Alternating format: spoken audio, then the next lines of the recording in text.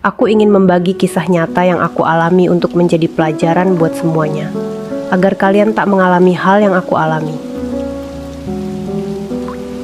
Sebelum memutuskan untuk menikah, pastikan agar tak ada yang tersimpan atau hal yang belum terselesaikan di antara kalian berdua, karena penyesalan lebih sering datang terlambat. Namaku Alia, usia 27 tahun. Saya baru menikah 2 bulan lalu. Aku selalu berpikir, menikah adalah awal dari segalanya. Awal dari kebahagiaan yang abadi, dari semua mimpi yang pernah aku bayangkan. Novel, suamiku, adalah pria yang begitu lembut, perhatian. Aku benar-benar yakin bahwa aku adalah orang yang paling beruntung di dunia. Tapi, seiring waktu, perasaan itu mulai berubah. Ada sesuatu yang mengganjal, yang sulit aku jelaskan. Terkadang, dia terlihat jauh, meskipun ada di sampingku. Dan aku mulai merasa ada rahasia yang disembunyikannya dariku. Semuanya dimulai ketika sepupuku, Arman, datang menemuiku. Dia bekerja di sebuah hotel di Dago, dan suatu hari, dia melihat Novel di sana. Tapi yang mengejutkannya, Novel tidak sendirian. Dia bersama seorang pria. Awalnya aku tidak percaya, aku ingin berpikir itu hanya salah paham. Tapi Arman punya bukti. Dia menunjukkan video Novel dan pria itu.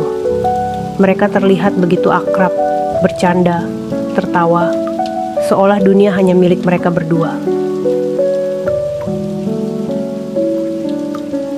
Saat melihat itu, aku merasa jantungku hancur berkeping-keping. Orang yang kupikir akan menjadi teman hidupku, sedang tertawa dan bercanda dengan pria lain. Dan lebih buruknya lagi, pria itu adalah sahabatku Denny. Setelah itu, aku tidak bisa lagi melihat Novel dengan cara yang sama. Setiap kali dia tersenyum padaku, aku merasa senyumnya itu palsu.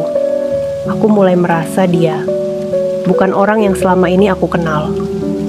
Jadi, aku mulai mencari jawaban.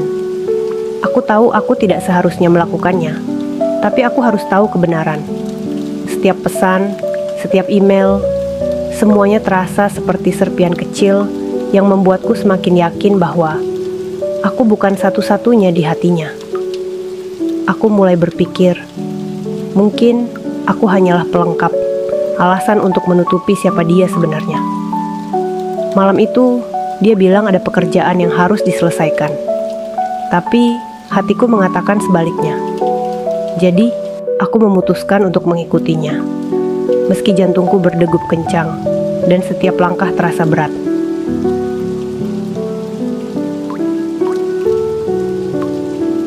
Aku mengikuti mobilnya melewati jalan-jalan kota yang sepi. Hingga akhirnya, dia berhenti di depan rumah Denny. Aku hanya bisa duduk di dalam mobil, memandangi mereka dari jauh, melihat suamiku memeluk sahabatku, seperti sepasang kekasih. Rasanya seperti ditikam dari dua arah, oleh dua orang yang paling aku percayai di dunia ini. Keesokan harinya, aku tidak bisa lagi diam. Aku tahu, aku harus menghadapinya. Aku sudah lelah hidup dalam kebohongan ini. Aku menunggunya pulang, dan ketika dia masuk, aku langsung berkata, "Novel, aku tahu semuanya. Aku tahu, kamu bersama Denny." Aku bisa melihat dari ekspresinya, dia tahu rahasianya sudah terbongkar. Dia tak bisa lagi bersembunyi di balik senyumnya.